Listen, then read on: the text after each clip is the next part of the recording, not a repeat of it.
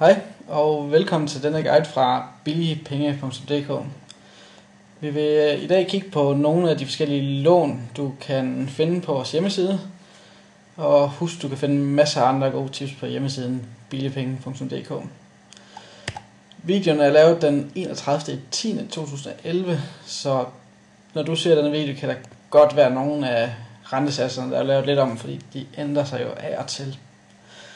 Vi vil kigge på lån fra DER, fra Lisi, fra Onkel Bob og fra Alfa-lån. Vi har i dag ikke valgt at tage G Money Bank med, da de har masser af muligheder for at lave om på lånet og hvor meget du skal betale tilbage osv., så det er svært at sammenligne de forskellige. Lad os starte med DER kviklån. Hvis vi starter med at kigge på et lån til 5.000 kroner på en løbetid på 60 måneder, så kan vi se, at vi har en OOP før skat på 33,38%. Hvis vi i stedet for vil låne 15.000 over en løbetid på 60 måneder, har vi en OOP før skat på 28,5%.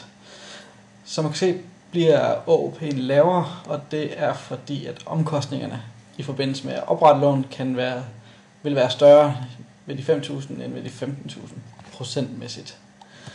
Hvis vi kigger på 25.000, har vi en løbetid på 60 måneder, har vi en OOP før skat på 27,55%. Hos DER kviklån kan du også låne for 10.000 og 20.000 kroner. Så går vi videre til Lisi kontantlån og kigger på de 90.000. Løbetid på 60 måneder har vi igen 33,38%. Det er det samme som DER, og det er de 15.000 også, og de 25.000.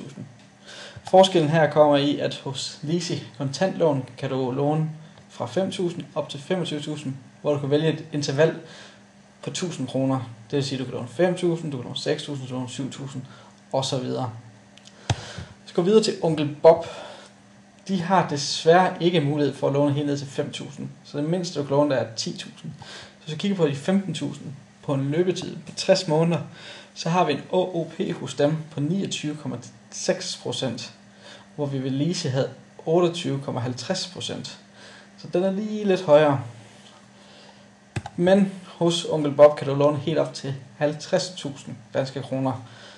Og med en løbetid på 60 måneder har vi en OOP før skat på 27,10%. Hos Onkel Bob kan du låne fra 10.000 op til 50.000, hvor de kører med et 5.000 kroners interval. Så 10.000, 15.000, 20.000 osv. Alfa-lån, det er guidens billigste lån lige for tiden. Det kan være, det ændrer sig. 5.000 kroner, løbetid over 60 måneder, OOP før skat på 32,01%.